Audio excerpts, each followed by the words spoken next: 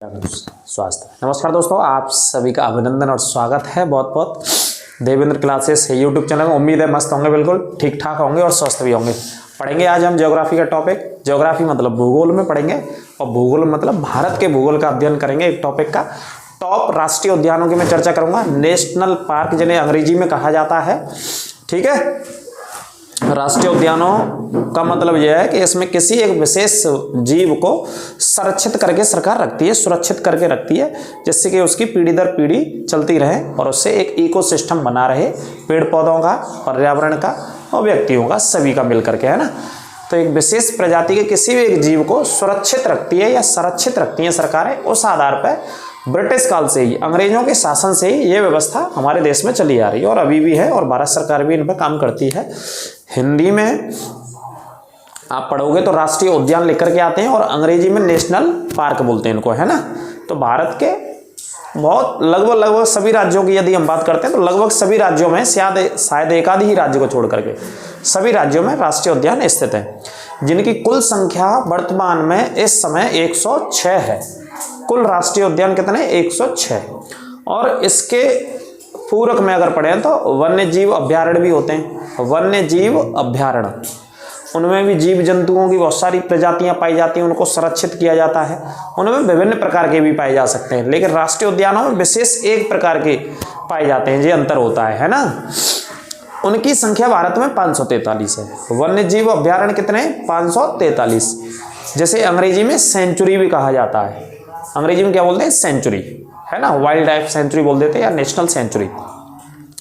और राष्ट्रीय उद्यानों को पढ़ते ही हैं। राष्ट्रीय उद्यानों की संख्या 106 है, जिसमें जैसे हम पढ़ते हैं कि क्षेत्रफल के आधार पर सबसे बड़ा राष्ट्रीय उद्यान भारत का, तो क्षेत्रफल के हिसाब से भारत का सबसे बड़ा जो राष्ट्रीय उद्यान है वो स्थित है कश्मीर में, और कश्मीर के लद्दाख वाले रीजन में स्थित है। और लद्दाख में उसका नाम सरकार ने दिया हुआ है उस जगह के आधार पर हेमिस राष्ट्रीय उद्यान है। अंत तक अब मेरे साथ बने रहो, इन्हीं प्रश्नों की हम चर्चा करेंगे और ये प्रश्न आपके लिए आने हैं और बहुत सारे एग्जाम्स में आते हैं, आपको याद होने चाहिए राष्ट्रीय उद्यान, ठीक है।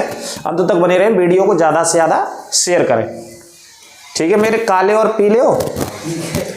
अगले पॉइंट पे चलते हैं। पहला प्रश्न है कि भारत में कुल राष्ट्रीय उद्यानों की संख्या।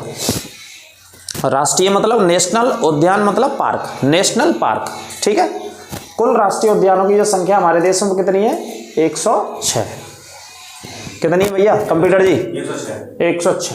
अंग्रेजी में क्या बोलते हैं इनको? National park. इनमें किसी विशेष एक प्रजाति, किसी जीव को रखा जाता है। जैसे टाइगर्स हैं बहुत सारे में, है ना। कहीं स्पेशली हाथी मिलेंगे, कहीं स्पेशली घड़ियालों को सुरक्षित रखा गया है, कहीं ना कहीं स्पेशल रखा जाता है, उनकी पीढ़ी दर पीढ़ी बढ़ती रहे, इकोसिस्टम से मिला करके उनको, है ना, संयुक्त करा के। इनमें जाना अलाउ भी नहीं होता है, मेरे हिसाब से सरकार पाबंदी लगा करके रखती है, क्योंकि लोग जाते हैं तो नुकसान पहुंचाते हैं जीव जंतुओं को। इस वजह से क्या होता है, प्रवेश वर्जित होता है। लेकिन कुछ शर्तों के तहत छूट होती है। वहाँ पर जो फॉरेस्ट डिपार्टमेंट को देखते हैं उसके तहत आप जा भी सकते हैं घूमने के लिए, जैसे आमतौर पर जाते भी हैं बहुत सारे लोग घूमने। लेकिन आम लोगों को जाना आना प्रतिबंधित होता है, क्योंकि वो नुकसान पहुँचाते हैं, ठीक है। तो पूरे भारत में कितने हैं? ये 106 है, ये नोट कर लेना, छाप लेना, ये क्वेश्चन आना है आपके लिए। अब भारत में बात करें अभ्यारण्यों की संख्या। मैंने बताया था अभ्यारण्य भी होते हैं, इनमें भी क्या रहते हैं? ये वन्य जीव अभ्यारण्य है। जीवों को या जीव जंतुओं को ही रखा जाता है इसमें, सुरक्षित रख के, है ना, संरक्षित करके उनकी देखरेख भी की जाती है। विशेष फॉरेस्ट के या वाइल्ड लाइफ के जो अधिकारी होते हैं, ऑफिसर्स होते हैं, जिनसे संबंधित वो काम करते हैं, उनकी देखरेख में रहते हैं। तो कितनी संख्या है? 543। अंग्रेजी में क्या बोलते हैं इनको? सेंचुरी।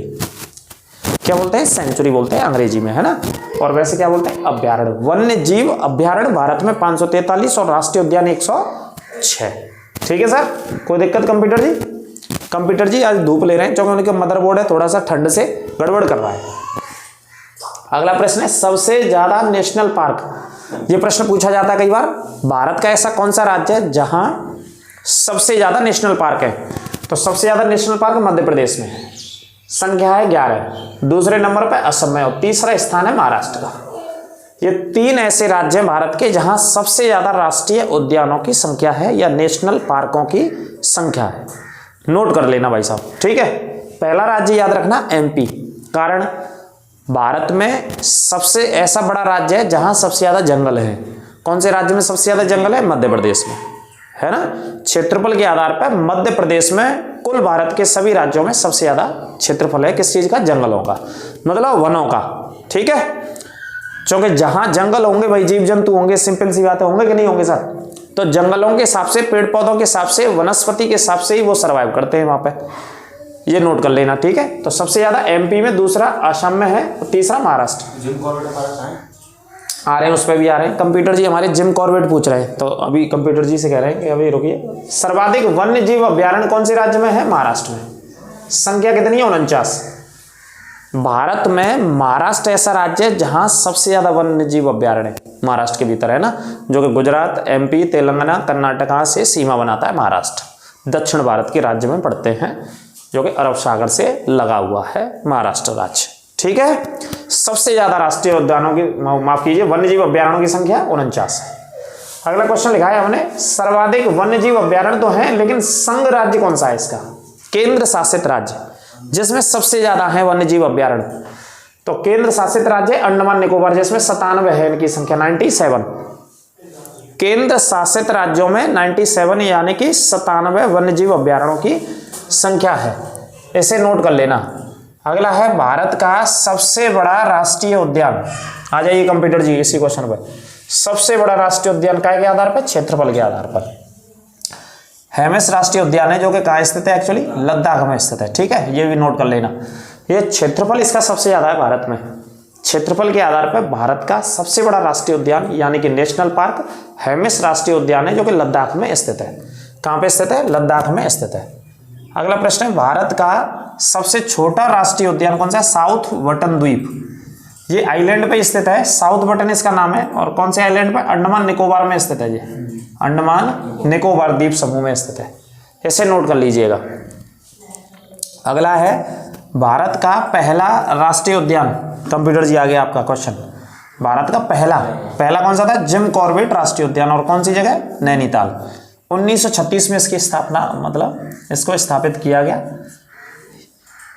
1936 में, नैनीताल में स्थित है, और राज्य आएगा तो उत्तराखंड आएगा इसका जवाब। ठीक है, लेकिन हाल फिलहाल इसका जो नया नाम कर दिया वो क्या कर दिया? रामगंगा।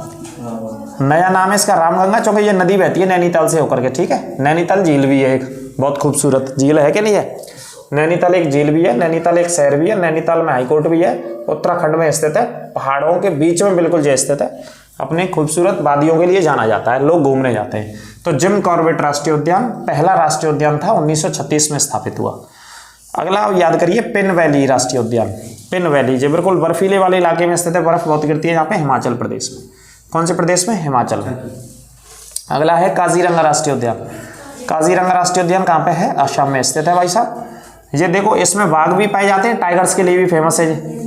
काजीरंगा टाइगर्स के लिए भी जाना जाता है, और एक सींग के गैंडों के लिए भी जाना जाता है। ये तो खूब ही पढ़ा होगा आपने, एक सींग के गैंडों के लिए काजीरंगा राष्ट्रीय उद्यान बहुत प्रसिद्ध है, और इसमें टाइगर्स भी पाए जाते हैं काजीरंगा राष्ट्रीय उद्यान में, है ना। दूसरे स्थान पे आता है असम, सबसे ज्यादा एमपी में, और दूसरे स्थान पे असम। मतलब 7 राष्ट्रीय उद्यान है असम में। कितने हैं? 7, 7 लिख लेना, 7 राष्ट्रीय उद्यान है। अगला है मानस राष्ट्रीय उद्यान, ये भी कहाँ पे है? असम में, और इसमें भी सबसे ज्यादा क्या पाए जाते हैं? बात करें तो टाइगर्स पाए जाते हैं। मानस राष्ट्रीय उद्यान में टाइगर्स भी पाए जाते हैं, एक सींग के गैंडे भी पाए जाते हैं। ठीक है, कांगेर घाटी राष्ट्रीय उद्यान, ये छत्तीसगढ़ में स्थित है। कांगेर घाटी कहाँ है? छत्तीसगढ़ राज्य में स्थित है। अगला है सलीम अली राष्ट्रीय उद्यान, ये जम्मू कश्मीर में स्थित है। सलीम अली, ये एक पक्षी वैज्ञानिक थे। सलीम अली कौन थे? पक्षी वैज्ञानिक, उन्हीं के नाम पर इसका नाम रखा गया। बहुत प्रसिद्ध पक्षी वैज्ञानिक थे भारत के, पक्षियों के ऊपर रिसर्च करते थे, शोध करते थे, तो उन्हीं के नाम से रखा गया सलीम अली। अगला है राजाजी राष्ट्रीय उद्यान, ये उत्तराखंड में स्थित है, और उत्तराखंड में और भी है एक फूलों की घाटी, ये भी लिख लेना। फूलों की घाटी राष्ट्रीय उद्यान कहाँ है? उत्तराखंड में स्थित है। राजाजी भी कहाँ है? उत्तराखंड में स्थित है। और लिख लेना, नंदा देवी राष्ट्रीय उद्यान कहाँ है? उत्तराखंड में स्थित है। नंदा देवी भी उत्तराखंड में स्थित है ना, ये भी लिख लेना। एटांकी राष्ट्रीय उद्यान, क्या नाम है? एटांकी, ये कहाँ पे? नागालैंड में स्थित है, एटांकी राष्ट्रीय उद्यान। अगला है पापीकोंडा, ये आंध्र प्रदेश और तेलंगाना की सीमा दोनों में स्थित है। पापीकोंडा राष्ट्रीय उद्यान आंध्र प्रदेश और तेलंगाना दोनों की सीमा बनाता है, दोनों में ही इसका विस्तार है पापीकोंडा। यदि एक राज्य आ जाए तो एक राज्य आंध्र प्रदेश ही लगाएंगे हम, ठीक है, ये नोट कर लेना, क्योंकि आंध्र प्रदेश से ही एक राज्य अलग हुआ जिसका नाम है तेलंगाना। अगला देखिए बन्नेर घाटी राष्ट्रीय उद्यान, ये कहाँ पे? बंगलौर, और बंगलौर कहाँ पे? कर्नाटक में। कर्नाटक राज्य में स्थित है। और ये बन्नेर घाटी तितलियों के लिए बहुत फेमस है। किसके लिए फेमस है ये? तितलियों के लिए। राष्ट्रीय उद्यान तितलियों के जाना जाता है। अगला है क्या बोलते हैं भैया? जैसे लेमजाओ राष्ट्रीय उद्यान ही बोलते हैं क्या? लेमजाओ राष्ट्रीय उद्यान लोकटक झील में स्थित है ये, है ना, मणिपुर में। एकमात्र तैरता हुआ राष्ट्रीय उद्यान है ये, है ना, भारत का नहीं विश्व का, विश्व का एकमात्र तैरता हुआ राष्ट्रीय उद्यान है दुनिया का। लिख लेना, नोट कर लेना, नोट करके लिख लेना यहाँ पे, एकमात्र तैरता हुआ राष्ट्रीय उद्यान जिसका नाम है लेमजाओ राष्ट्रीय उद्यान, है ना। मैंने आगे का वर्ड नहीं लिखा है, पीछे का वर्ड लिख दिया, लेमजाओ केवल लामजाओ करके एक केवल शब्द और आता है यहाँ पे। चाहो तो इधर लिख लेना, देखो पूरा लिख के बता दूं क्या है। केवल लामजाओ राष्ट्रीय उद्यान है, ये पूरा नाम है इसका। एकमात्र दुनिया का तैरता हुआ राष्ट्रीय उद्यान है जो कि कहां पे स्थित है? ये मणिपुर में। और मणिपुर के कौन से जिले में स्थित है? बिष्णुपुर जिले में, है ना। और कौन सी झील में स्थित है? लोकटक झील में स्थित है। लोकटक झील मीठे पानी की सबसे बड़ी झील है पूर्वी भारत की, पूर्वोत्तर भारत की मीठे पानी की सबसे बड़ी झील है। अगला है दाचीग्राम राष्ट्रीय उद्यान, कहाँ है? कश्मीर में। इसमें मृग पाए जाते हैं, हिरन पाए जाते हैं, लेकिन कौन से प्रकार के? हंगुल मृग पाए जाते हैं, हंगुल प्रकार के। अगला है भीतर कनिका राष्ट्रीय उद्यान, ये कहाँ पे स्थित है? उड़ीसा में। घड़ियालों के लिए ये बहुत प्रसिद्ध है। किसके लिए? घड़ियालों के लिए। भीतर कनिका राष्ट्रीय उद्यान। अगला है नागरहोल राष्ट्रीय उद्यान, ये कहाँ पे है? कर्नाटक में। हाथियों के लिए बहुत प्रसिद्ध है। नागरहोल किसके लिए फेमस है? हाथियों के लिए बहुत प्रसिद्ध है, ठीक है। और भीतर कनिका भी कई बार पूछा गया, उड़ीसा में स्थित है भाई साहब, याद रखिएगा, उड़ीसा में है, बहुत फेमस है। नागरहोल सबसे ज्यादा भारत में हाथी कहाँ पाए जाते हैं? कर्नाटक में पाए जाते हैं, तो ये हाथियों के लिए बहुत फेमस है नागरहोल वाला। केवलादेव तो याद ही होना चाहिए, भरतपुर में है, राजस्थान में है केवलादेव। या इसी को क्या बोलते हैं? घाना पक्षी विहार भी बोलते हैं, घाना पक्षी विहार भी बोल देते हैं इसको लोकल लोग वहां के, है ना। नाम दफा राष्ट्रीय उद्यान अरुणाचल प्रदेश में स्थित है। नाम दफा, दफा 302 के तहत आपके खिलाफ मुकदमा दर्ज किया जाता है। दफा तो बोलते हैं, ऐसे पिक्चरें देखी होंगी तो उसमें कोर्ट लगते हैं, तो कोर्ट में आमतौर पर जो भाषा इस्तेमाल होती है वो कौन सी है? दफा। आपको ये सजा दी जाती है इस दफा के तहत। तो इसमें नाम दफा है अरुणाचल प्रदेश में राष्ट्रीय उद्यान। अगला है सिमलीपाल राष्ट्रीय उद्यान, ये कहाँ पे? उड़ीसा में स्थित है सिमलीपाल राष्ट्रीय उद्यान। कौन से राज्य में? उड़ीसा में। और एक पढ़ाया था हमने इधर सलीम अली, ये कहाँ पे? कश्मीर में। और ये है सिमलीपाल, दोनों अलग अलग है ना। ये भी बहुत मोस्ट इंपोर्टेंट, बहुत बार छपता है। दुधवा राष्ट्रीय उद्यान लखीमपुर खीरी, बोले तो राज्य कौन सा आएगा? यूपी, उत्तर प्रदेश में स्थित है लखीमपुर खीरी में। अगला है गिर राष्ट्रीय उद्यान, ये भी बहुत फेमस है गुजरात में। किसके लिए फेमस है? एशियाई शेरों के लिए, एशियाई बब्बर शेरों के लिए फेमस है, बिल्कुल सही है। बब्बर शेरों के लिए फेमस है, बब्बर शेर पाए जाते हैं साहब, एशियाई बब्बर शेर पाए जाते हैं साहब। कहाँ पे? गिर राष्ट्रीय उद्यान में। और ये कहाँ पे साहब? गुजरात में, ठीक है सर। और साहब यहाँ पे एक पहाड़ियाँ हैं और उन पहाड़ियों का नाम है साहब गिर की पहाड़ियाँ। किसकी पहाड़ियाँ हैं? गिर की पहाड़ियाँ साहब, ठीक है साहब, ठीक है मेरे काले पीले। अगला पॉइंट देखते हैं, देहेंग पटकाई राष्ट्रीय उद्यान। देहेंग पटकाई कौन से राज्य में? आसाम में। ये भी 7वां बना था, नया ही बनाया असम में, ये बहुत चर्चा में रहा, अखबारों में आता रहा। देहेंग पटकाई, ठीक है। चूंकि एमपी के बाद दूसरे स्थान पर सबसे ज्यादा राष्ट्रीय उद्यान असम में स्थित है। अगला है औरंग, या इसी का नाम है राजीव गांधी। औरंग और राजीव गांधी दोनों इसी के नाम है। कहाँ पे स्थित है ये राष्ट्रीय उद्यान? असम में स्थित है। औरंग के नाम से भी पूछा जा सकता है, राजीव गांधी के नाम से भी आता रहता है ये एग्जाम्स में, ठीक है। अगला देखिए डम्फा राष्ट्रीय उद्यान। डम्फा कहाँ पे? मिजोरम में, ठीक है। और मिजोरम से होकर के कर्क रेखा जाती है कि नहीं जाती है? कमेंट बॉक्स में फटाफट से बताइए। कर्क रेखा भारत के 8 राज्यों से होकर के जाती है। आप ये बताइए कमेंट बॉक्स में, मिजोरम से होकर के जाती है या नहीं जाती है? बस ये बता दो, यस या नो, इस क्लास को देखने के बाद, है ना। पेज बदल के नहीं देखना है आपको कर्क रेखा वाला। अगला प्रश्न है गुरु घासीदास। गुरु घासीदास राष्ट्रीय उद्यान कहाँ है? छत्तीसगढ़ में स्थित है। अगला है मुदुमलाई। मुदुमलाई कहाँ पे भाई साहब? तमिलनाडु में स्थित है। मुदुमलाई, पीछे ऐसे शब्द आ जाते हैं तो कुछ सेंस लगा सकते हैं, तमिलनाडु में स्थित है। इस टाइप के नाम मिलेंगे आपको दक्षिण भारत में। अन्नामलाई, मुदुमलाई, अन्नामलाई की पहाड़ियां हैं कि नहीं है? अन्नामलाई की पहाड़ियां हैं जिन पर दक्षिण भारत की सबसे ऊंची चोटी है, अनाईमुडी, केरल के अंतर्गत है ना। तो पीछे मलाई शब्द आ गया कि नहीं आ गया? और इसमें भी क्या लग रहा है? मलाई शब्द लग रहा है। क्या लग रहा है? मुदुमलाई।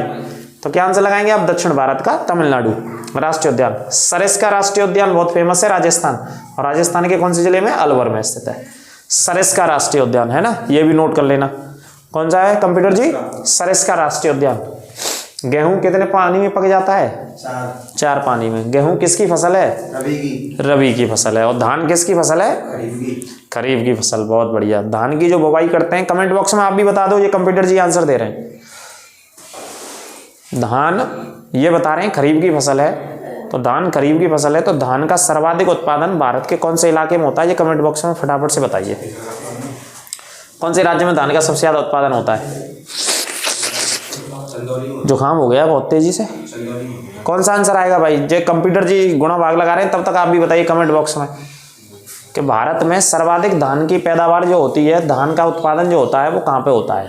और एक धान ऐसा होता है, एक चावल ऐसा होता है, धान तब तक बोलते हैं जब तक खेत में उसके काम हो रखा होता है फसल को, जैसे मार्केट में आता है वो प्यूरीफायर होने के बाद, शुद्ध होने के बाद, तो उसे चावल ही कहते हैं।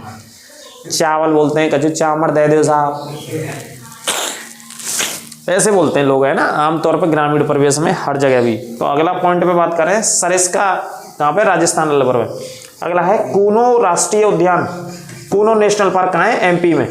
एमपी के श्योपुर वाले इलाके में जो स्थित है। एमपी का एक इलाका है जिसका नाम है श्योपुर, और ये आपने सुना ही होगा।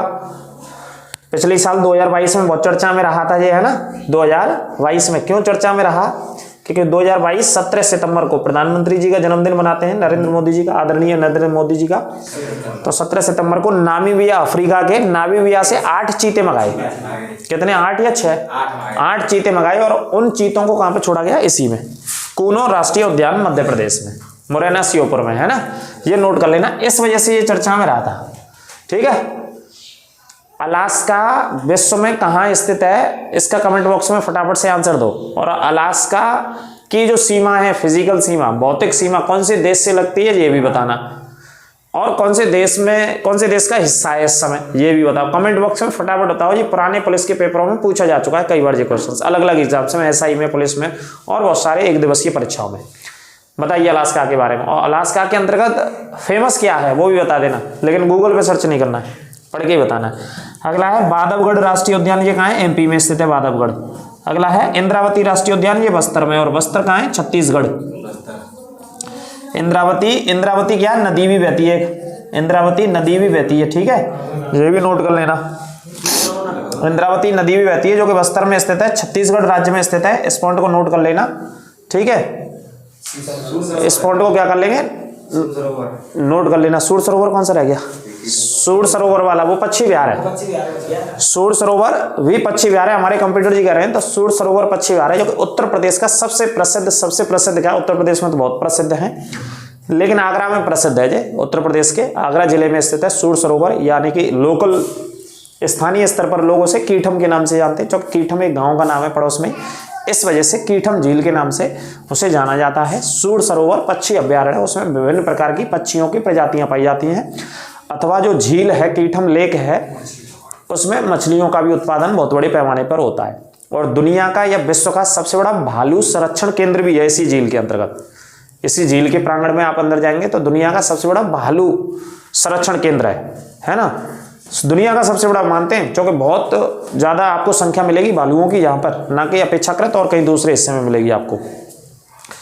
और महाकवि जो हुए हमारे सूरदास जी, उनका जन्म स्थल भी वहीं पे मानते हैं कि सूरदास जी का जन्म भी वहीं पे हुआ था, जिनकी बहुत प्रसिद्ध रचना एक सूरसागर और एक साहित्य लहरी बहुत प्रसिद्ध रचना रही है ना। सूरदास जी के बारे में विशेष बात कर रहा हूँ। तो बहुत सारे पॉइंट है जीके के इसी से रिलेटेड। तो ये आज की क्लास थी हमारी राष्ट्रीय उद्यानों की। पहला ही पार्ट है, इसमें कुछ ही राष्ट्रीय उद्यान कवर किए, दूसरा पार्ट भी हम बनाएंगे। तो इन दोनों क्लासों को आप देख लीजिएगा, कोशिश करेंगे कि इससे बाहर ना जाए। उन्हीं प्रश्नों को लिया है बार बार, जो रिपीट हो रखे हैं, एग्जाम्स में आ रखे हैं और कई बार पूछे रखे हैं। इनकी संख्या भी याद रखिएगा, ठीक है। नेशनल पार्क या राष्ट्रीय उद्यान इनको पढ़ते हैं। वन्यजीव अभ्यारण्यों की भी एक क्लास पढ़ा देंगे, लेकिन उससे पहले राष्ट्रीय उद्यानों की क्लास आपको, ये मैं रिवीजन करा रहा हूँ, सिर्फ टॉप क्वेश्चंस करा रहा हूँ, ये कॉन्सेप्ट नहीं पढ़ रहे। कॉन्सेप्ट यदि आपको पढ़ना है तो प्लेलिस्ट में जाकर के टॉपिक पढ़ सकते हैं। आपको टॉपिक मैंने डिटेल्स में पढ़ा रखे हैं। ज्योग्राफी की 42 क्लासें हैं जो कि पूरी डिटेल्स में है, आपको पढ़ा रखी है चैनल पर ही, है ना।